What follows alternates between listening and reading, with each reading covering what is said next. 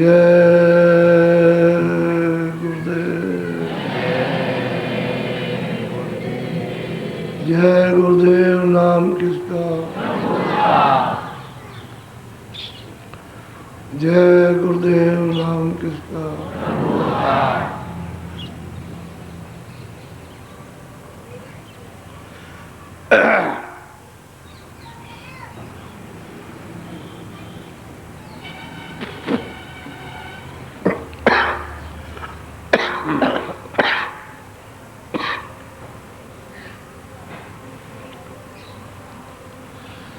साधक के लिए लगन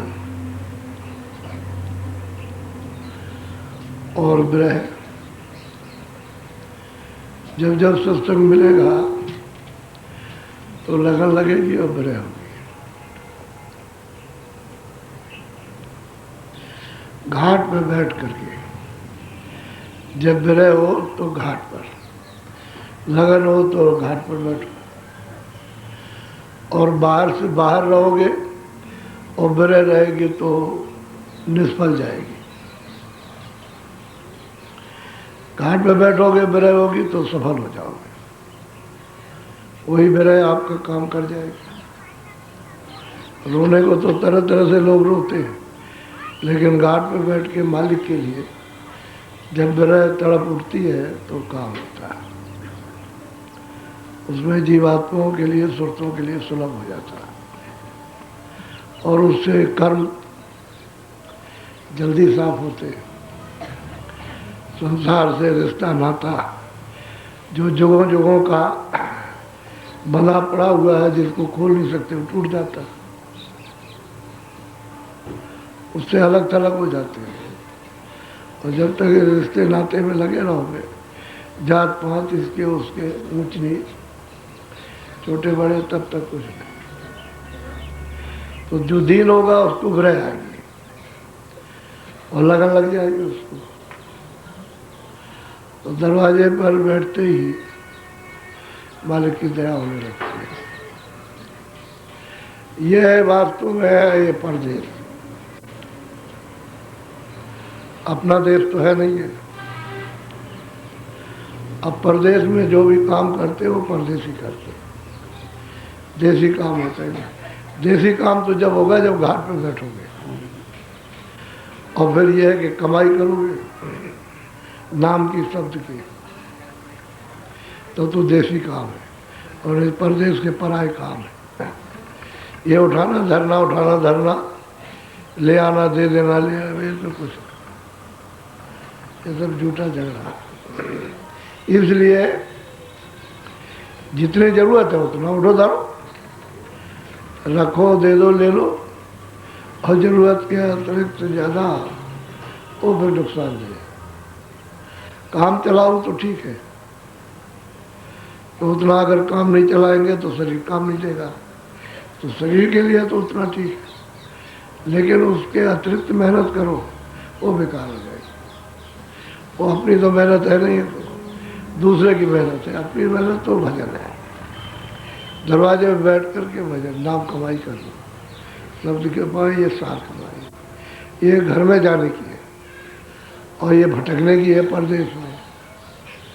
तो भटका खाओगे, दर बदर ठोकर, तरह तरह की लगेगी, गिरोगे और सुनेगा कोई है। घर की तरफ चलोगे तो सब लोग सुनने लगेंगे। महापुरुष क्या क्या कहते हैं और समझा के कैसा कैसा जाते हैं, ये बड़ी मेहनत की है। मेहनत करने के लिए महापुरुषों ने अपने बीजक, अपने चिन्ह छोड़ दिए कि इनसे आधार लेकर के मदद ले लेंगे। तो हम लोग जो है वो उसको जानते ही नहीं, क्योंकि वो तो उनका आधार मिले वचनों का, तो सत्य वचन है। तो सत्य वचन बताने वाला कोई मिले तब तो असर हो। और वो वचन जब समझ में ना आए तो निष्फल है, तो उसका कोई लाभ नहीं है। तो महापुरुष बीजक छोड़ जाते हैं कि माल तुम्हारे सबके पास रखा है, और जब तुमको कोई मिल जाएगा बीजक बताने वाला तो माल मिल जाएगा। बीजक नहीं बताएगा तो माल कभी नहीं मिलेगा। वो कहेगा यहाँ पर है, इसको खोदो। तो जब खुदाई करोगे तो माल मिल जाएगा। और माल नहीं होगा, कहेगा यहाँ खोदो, तो खोदते रहो आप जिंदगी भर। तो जन्म जन्मांतरों से खोदते रहे, अभी तक कुछ नहीं पाया। अगर पा जाते तो छुटकारा हो जाता। तो बीजक उनके द्वारा पता चलेगा जिन्होंने कमाई की।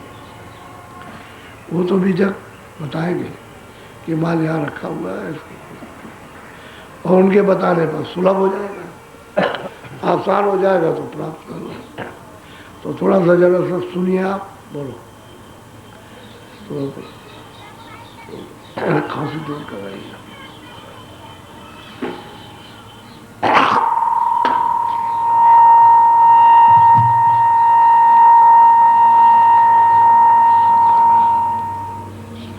चले ऋषुरते आवा गुरु के देश, जहान काया कर्म करे। अब महापुरुष कहते हैं कि हे सुरत, जो दोनों आंखों के पीछे बैठी है उसको समझा रहे, कह रहे सुरत तू चल, जहां से गुरु आए चल वहां तुझको ले चले अपने देश, क्योंकि तेरे देश को बताने के लिए ही आए यहाँ। तो तू चल हमारे साथ, तो हमको ले चले। और जहाँ हम रहेंगे, जहाँ तू रहेंगे, वो तेरा भी देश हमारा भी देश। चल गुरु के देश। वो सबका गुरु है, सबका पिता है, वो सबका सृजनहार, उसी ने हम सबको भेजा है। तो चल वहाँ, तू बहुत दिन हो गए यहाँ। और ये तन और मन, ये है परदेश। मन भी परदेसी है और तन भी परदेसी। मन जिसके साथ, इंद्रियों के साथ लगा, वो भी परदेसी, और ये तन भी परदेसी यहीं का। इनमें से कोई भी तेरे देश का नहीं है। तो चल तू गुरु के देश चल, वहाँ कोई काया का कलेश नहीं, न करते न कलेश है, न कर्म है, और न ये तन है न ये मन है। लेकिन तू जाएगी कैसे? कहते गुरु के संग चल। चल तुझे ले चले, बहुत प्यार से कहते हैं चल, तुझे ले चले तो चल तो दे। बोलो। तन मन इंद्रिय परदेश, छोड़ो भेख भवन काले। कहते हैं कि तन मन ये तो परदेश है, छोड़ पर तू आके बैठा दी गई, और तू इसके साथ फंस गई। इसको तू छोड़ दे, इस मकान को। ये मकान तेरा नहीं है, अंत में तो वो अपने मकान को ले लेगा, और तू रोती रह जाएगी तो अपना काम नहीं कर सकेगी। इसलिए पहले से ही ये तन और ये मन जो परदेसी है, उसको भवन को छोड़ दे और चल तू अपने। तो शब्द के जहाज पर, नाम जहाज पर बैठा देंगे, बैठ जाएगी, चल पड़ेगी, वो ले जाएगा फिर तुझको। और जब तक नाम जहाज नहीं मिलता, उसमें सुरतें सवार नहीं होती है, तो नाम जहाज उसने तो घाट पे लगा रखा। तो जो घाट पर आएगा, साफ करेगा, बैठ जाएगा। और कूड़ा कचरा जन्म जन्मांतरों का घाट पर नहीं साफ करेगा तो नाम जहाज पर बैठ नहीं सकता, तो जा नहीं सकता अपने घर में। उसी जहाज पे बैठ के आया था, और उससे उतर करके और चढ़ना भूल गया। अब यहाँ भटक रहा कि हम आए थे और हमारा वो आनंद था, सुख था, हमारी शांति थी, हमारा प्रेम था। तो कभी इधर ढूंढेगा, कभी उधर ढूंढेगा, कभी इसमें, कभी मित्रों में, कभी बच्चों में, कभी किसी में, यहाँ ढूंढता फिरता और प्रेम कहीं मिलता नहीं। अब उसी प्रेम को, उसी आनंद को, उसी ज्ञान को ढूंढते फिरते हो, लेकिन वो यहाँ है नहीं है। तो अब जहाँ से उतर गया, बस नीचे जैसे उतरा तैसे बस भटक गया, फंस गया इसमें। वो देखने में लग गया, तब तक छूट गया, रह गया भाई। अब कोई चढ़ाने वाला ना मिले, भेद बताने वाला, तो उस पर चढ़ नहीं सकता। और नाम ही सब कुछ है, उसी नाम को शब्द कहते हैं, उसी को आवाज कहते हैं, उसी से सूरत आई है। और दोनों आंखों के पीछे बैठा दी गई, जब छूट गया। अब उसकी ठंडक तो आ रही है, बोध नहीं हो रहा, उसका ज्ञान नहीं हो रहा है, इसलिए भटक रही है। और जब घाट पर बैठेगी तो फिर मतलब सफाई होगी, बोध हो जाएगा, ज्ञान हो जाएगा, तो उसको पकड़ लेगी। वो तो चुम्बक है, बीच का पर्दा हटा तो फौरन सूरत को मिलाएगा, ऐसे खींच लेता है, क्योंकि सूरत भी उसी का ये तत्व है, शब्द का ही तत्व है। वो शब्द भी चेतन है और सूरत भी चेतन है, बीच में वो पर्दा उसको अटकाए हुए कर्मों का। जब साफ हो गया तो फट से खींच लिया और अपने को सवार कर लेगा और फिर ले चलेगा। कहते हैं घाट पर बैठ के, ये तन मन, ये भवन है, शरीर है, इसको परदेसी है छोड़ दो और अपने देश की तरफ चलो। बोलो। सुनो कान से गुरु संदेश, सूरत शब्द ले धाओ से। कहते हैं कि भाई गुरु का कान से संदेश सुनो। वो तो बात यह है कि शब्द को पकड़ो, नाम को पकड़ो और फिर चलो अपने देश। वो वही सड़क है सीधी, नाम डोरी है, उसको पकड़ के आसानी से सहज चढ़ जाओगे आप, उसमें कोई दिक्कत परेशानी नहीं। लेकिन जब तक नाम पकड़ में नहीं आता तब तक आपको मुश्किल मालूम होता है। और रोज यही तो गुरु का ये संदेश है कि भाई तुम नाम को पकड़ो, शब्द को पकड़ो, उसको पकड़ो। तुम डरो क्यों? डरते क्यों? मर जाओ, मरे तो हो ही। अरे वो अनजान में अज्ञान में मरोगे, ये ज्ञान से मर जाओ, इतना ही अंतर है। वैसे मरोगे नहीं, शरीर तो समय से ही छूट रहा है, बाकी तुम डरते होगे वह मर जाएंगे। तो उसे ज्ञान में कहते हैं शरीर छोड़ दो, ज्ञान में छोड़ो, अज्ञान में नहीं। अज्ञान ज्ञान में, तो ज्ञान में तो फिर कोई मरता नहीं। जब सब पर सवार हो गया तो हमेशा जीवित हो गया और सदा के लिए ज्ञानी हो गया और सदा के लिए छूट जाएगा। तो कहते हैं कि शब्द डोर और पकड़ के कहते हैं अपने घर चलो बढ़ो। गुरु का ये संदेश है और वहाँ से वो आए इसीलिए कि चलो हम तुमको ले चलेंगे। सुरतों को पुकार कर घट कहते हैं मनुष्य शरीर की जितनी भी सुरतें हैं सबको पुकारते हैं कि चलो भाई आओ, हम तुमको घर का पता देते हैं, किस किस रास्ते से तुम चलोगे वो हम सब बताएंगे, हम तुम्हारी पूरी मदद करेंगे। तुम चलने की तैयारी करो, अच्छा हम चलेंगे। तो चलने की तैयारी नहीं करते, ये बच्चा दे दीजिए, ये बच्ची दे दीजिए, ये धन दे दीजिए, ये काम बना दीजिए, ये ऐसा कर दीजिए, वो लड़ाई झगड़ा दूर कर दीजिए। वो लड़ाई झगड़े में तो तुम दिनों रात रहते ही हो, वो दूर कहाँ होगा? वो तो उसी में, इधर लड़ाई वो उधर से रोने लगी, उधर से उधर लड़ने लगे। और देखते नहीं अपने अपने देश में राजा अपने अपने प्रजा का प्रबंध करे तो भट लड़ाई होती है, उधर से लड़ने लगा, वो उधर से इधर से ऊपर उधर होने लगी। लड़ाई तो है ही, क्योंकि लड़ाई के मैदान में तो हो ही। अब वो कहते हैं कि भाई तुम निकलो, वो कहते हैं कि चलो तुम अपने घर चलो। और समझाते हैं, प्यार करते हैं और सबको समझाते हैं। लेकिन अब वो सुनते हैं, अब ये मांगते हो कि दे दो, ये नहीं, अपना घर नहीं मांगते हो कि भाई अपना धन मिल जाए, अपना देश मिल जाए, अपना सुख, अपना प्रेम मिल जाए, अपना आनंद मिल जाए और छुटकारा पा जाओ, फिर जन्मो नहीं हो, मरो नहीं। वही यही चाहते हो, ये दे दिए, जन्मो मरोगे नहीं। जब यही मांग रहे हो, यही कहा, तो फिर जन्मना फिर मरना, तो छुटकारा कहाँ होगा? तो कहते हैं सब सुनो, कान दे संदेश, समझ गए? कहते हैं शब्द को पकड़ो और स्रोत को ले चलो, पकड़ कर बोलो। ब्रह्मा विष्णु गौर गणेश जान नारद सार। कहते हैं वहाँ न ब्रह्मा न पहुँच सकते, न विष्णु न शिव पहुँच सकते, न ईश्वर पहुँच सकता। न वो कहते हैं ऋषि और न मुनि वहाँ पहुँच सकते, न योगी पहुँच सकते, न वहाँ राम जाएंगे, न वहाँ कृष्ण जाएंगे, वहाँ नहीं जा सकते। कहते हैं कोई वहाँ जाता नहीं। वो तो मतलब ये है कि ऐसा मालिक का देश है अभिचल और अखंड, जो कभी चलायमान नहीं होता। ये तो सब देश चलायमान है, सब के सब। तो कहते तुम डरते क्यों?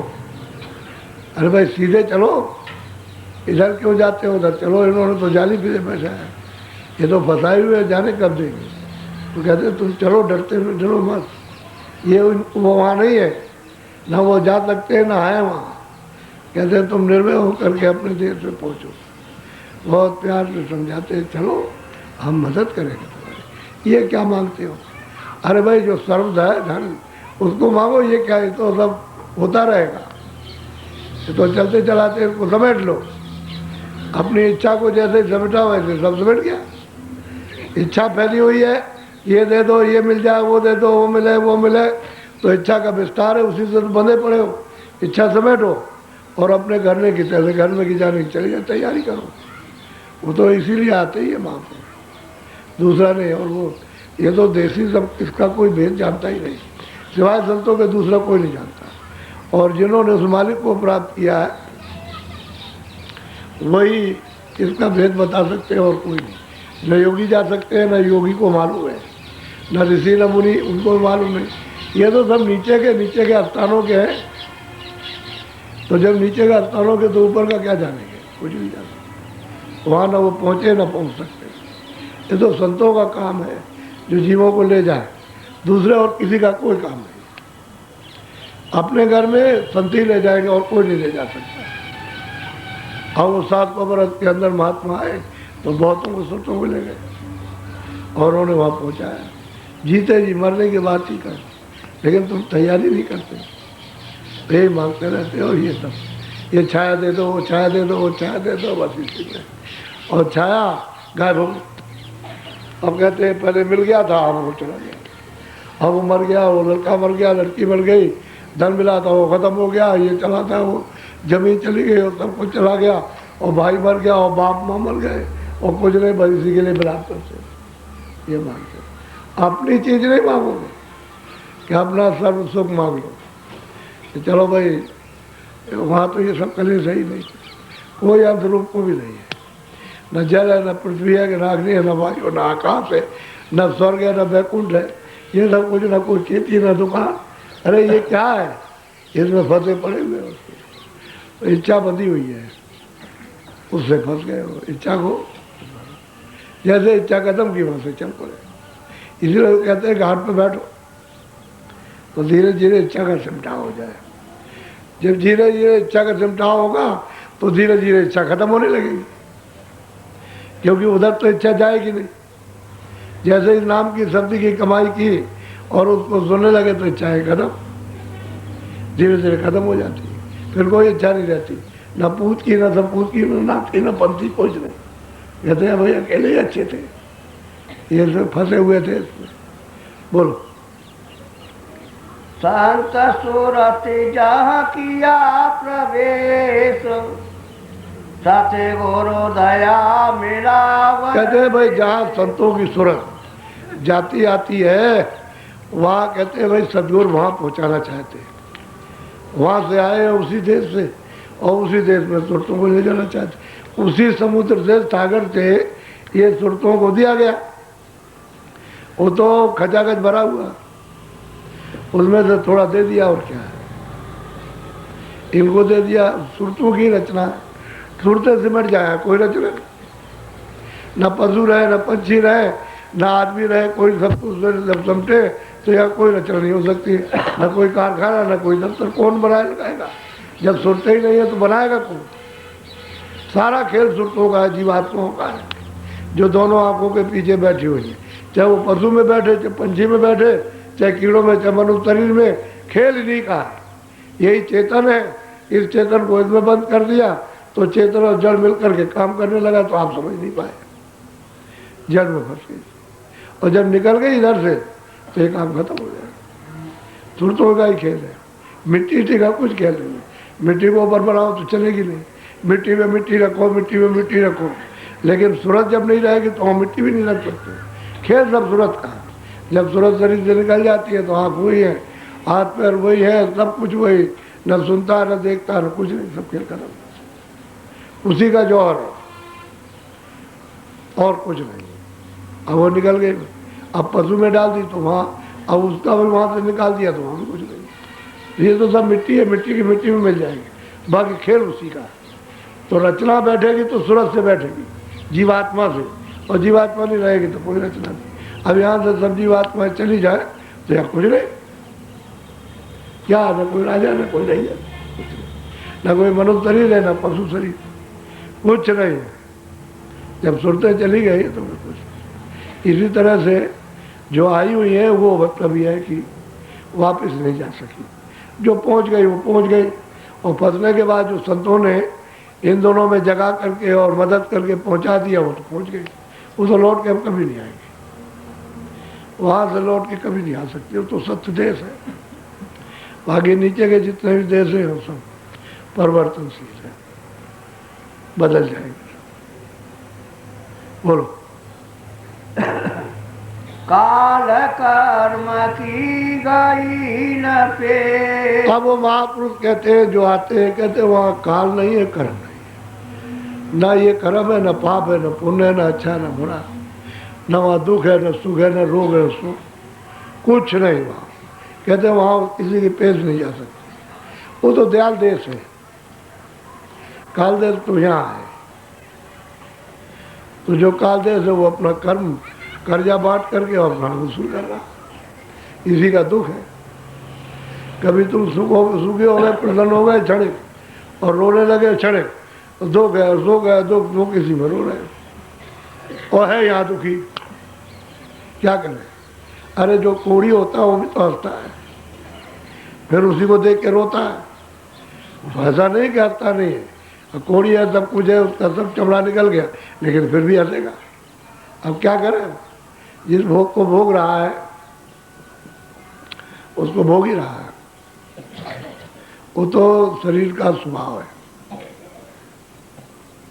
कभी हंसना कभी रोना, कभी हंसना कभी रोना, कभी हंसना। अब सूरत बेचारी है, पिस रही है, इसी को छुड़ाने की जरूरत है। तो महापुरुषों ने आकर के समझाया, अरे भाई रास्ता तो ये है, तो वहाँ फंसी हुई है जाल में, चल निकल चल। बोलो। तोड़े दांत और काटे ने। कहते हैं जब कर्म नहीं रहेंगे, जब कर्मों को साफ कर दिया जाएगा, न स्थूल कर्म रहेंगे, न लिंग रहेंगे, न सूक्ष्म रहेंगे, न कारण, तो सबको साफ कर देंगे तो मतलब निकल गया। फिर क्या, तो चला गया यहाँ से, कर्मों का ही तो बंधन है। और महापुरुष जब पता भेज देते हैं, कहते चढ़ो चढ़ाई करो। क्यों डरते हो, तुम्हारी इच्छा डरवाती है, जो इस जगत को चाहते हो चढ़ने नहीं देती है, क्योंकि इससे अभी तृप्ति नहीं हुई है। अभी पेट इतने जन्म लिए, तुम राजा बने, तुम महाराजे बने, तुम सेठ बने, तुम साहूकार बने, तुम मतलब आप बन गए, तुम बड़े बड़े ये बन गए, लेकिन फिर उसके बाद में अभी तक इच्छा पूरी नहीं, उसी का विस्तार। ये सब जुग जुगार जन्म जन्मांतरों की इच्छा है जो बांध रखी है, उसी का जाल बिछ गया। जैसे पेड़ होते हैं नीचे जाल बिछ जाता है जड़ों का, ऐसे ही जड़ों का इच्छाओं का जाल बिछ गया। अब बिना महात्माओं के कटेगी नहीं, वो शब्द काट देता है, नाम से सूरत लगती है तो काटता है, सब काट के अलग कर देगा, छोड़ तो सूख जाती है। जो इच्छाएं हरी भरी होती है सब सूख जाती है। और इच्छा जब तक नहीं कटेगी तब तक वो मतलब सूखेगा नहीं, तो निकलेगा नहीं, वो इच्छा ही का सब कुछ है। तो शब्द की कमाई में ये सब सफाया होता है, कर्म भी साफ हो जाएंगे, पाप भी और पुण्य भी साफ होते हैं। ये नहीं कि आप चाहें कि मतलब है कि नहीं पाप ही साफ हो जाए, तो उसमें तो मिश्रित होता है, कभी पुण्य किया कभी पाप किया, कभी पुण्य किया कभी पाप किया, तो एक के ऊपर एक तय, पाप की तय, पुण्य की तय, पाप की तय, पुण्य की तय, ये जमा होते हैं, उसमें घर मिल जाता है, पता ही नहीं चलता कि पाप पुण्य क्या है। इसकी मतलब ये है कि अब ये इच्छा इस तरह का तो सब साफ होती है, वो तो जो जैसी जैसी तय लगी होगी साफ होती जाएगी। शब्द सब सफाई कर लेगा, शब्द तो मतलब एक धारा है, अगम की धारा है, और गुरु ही बता सकते हैं उसको, तो सब साफ करके और सब इच्छाओं को काट देगा, जो भौतिक संसारिक इच्छा है, और निरिच्छा हो जाओगे। जब निरिच्छा हो गए तो बस मालिक, तब मुझको प्यारा प्रिय लगता है, तब सूरत मतलब ये चलती है कि हम मालिक का दर्शन करें। बोलो। सतगुरु को अब करूँ आदेश, सतगुरु पूरे धनी धने। कहते भाई जो यहाँ आते हैं वो तो आदेश देता ही है कि जाओ तुम पूरे हो, वहाँ जाओ तो पूरी शक्ति लेकर के आते हैं। उनमें कोई कमी नहीं होती किसी तरह की, लेकिन सम होते हैं। समुद्र जैसे गंभीर होता है, इसी तरह से गंभीर रहते हैं, उथल पुथल नहीं होती, समान रहते हैं, क्योंकि सुरतें तो सब वही की है, इसलिए उनमें समान, उनमें उथल पुथल नहीं होती है, ऊंचा नीचा, बिल्कुल समान रहते हैं। तो कहते हैं उनको आदेश करके हमने भेजा कि जाओ वहाँ जीवों को जगाओ, चिताओ, समझाओ, बताओ, मदद करो, उनकी सफाई करो और ले आओ। तो कहते हैं जो वहाँ गए पूरे, अधूरे नहीं है, पूरे, उनको हमने भेजा है, अपने देश से भेजा है कि जाओ बताओ उनको कि भाई तुम बहुत दिन यहाँ हो गए, तुम यहाँ फंस गए, आकर के भूल गए हो, अब चलो मैं तुमको रास्ता बताता हूँ, चलो अपने घर में चलो, ये तुम्हारा घर नहीं है। तब ये जीव तैयार हुए, और तैयार हुए, जो एक पहुँचा तो उसने 10 को तैयार किया कि चलो चलने की तैयारी करो। 10 पहुँचे तो 100 पहुँचे वहाँ।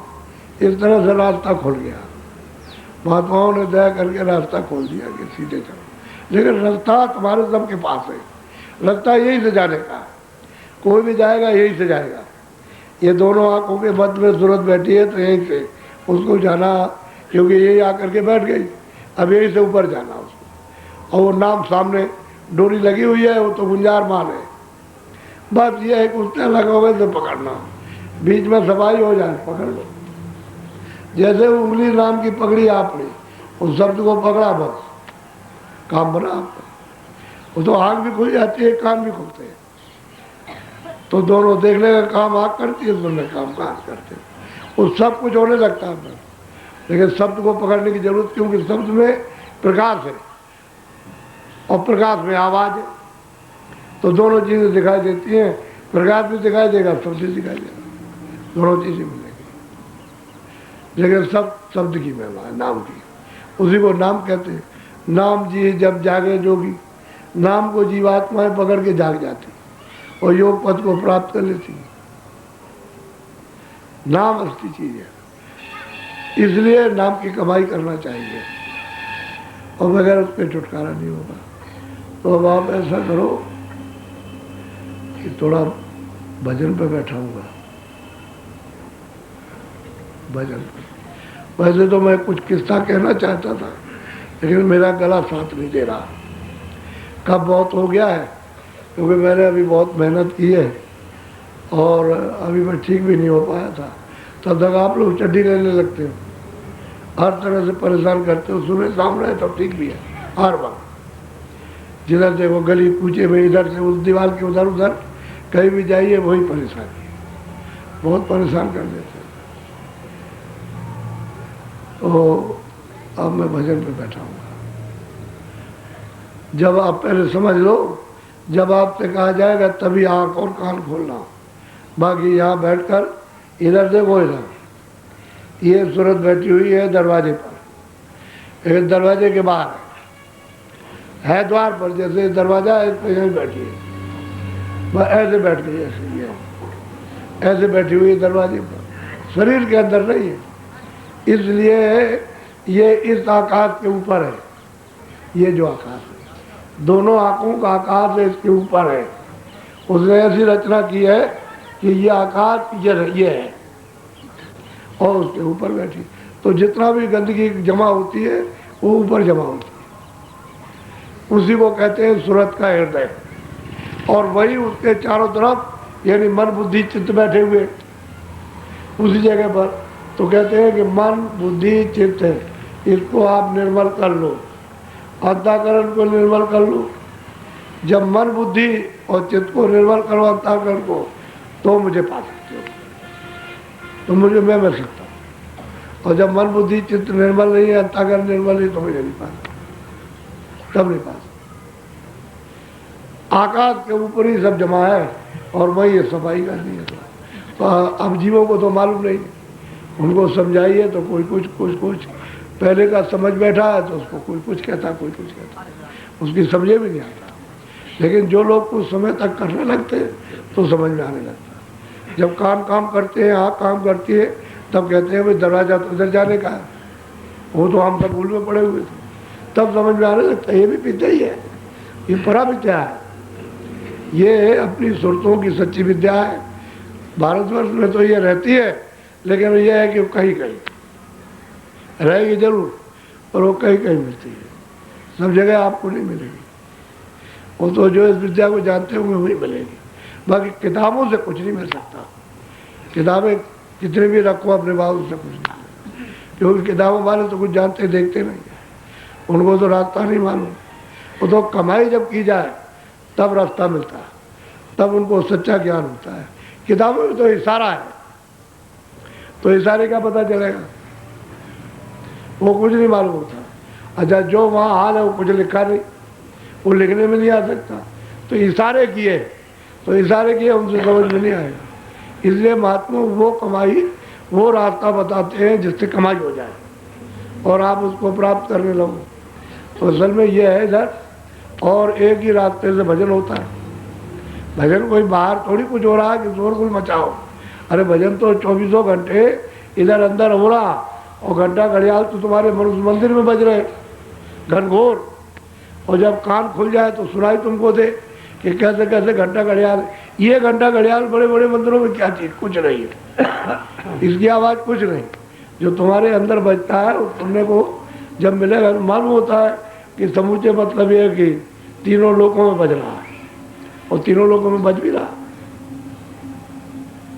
तो अब बैठ जाओ थोड़ा भजन पर, आँख और कान बंद करना, कपड़ा मुंह पे डालो ताकि कोई देख न सके। वो ऐसा बैठो ताकि आदत पड़ जाए कि कहीं भी बैठो कपड़ा डाल लो, तो देखना चाहिए। ये भी तो एक गोपनीय चीज है। अपना चुपचाप बैठ जाओ भजन पर सबके सब।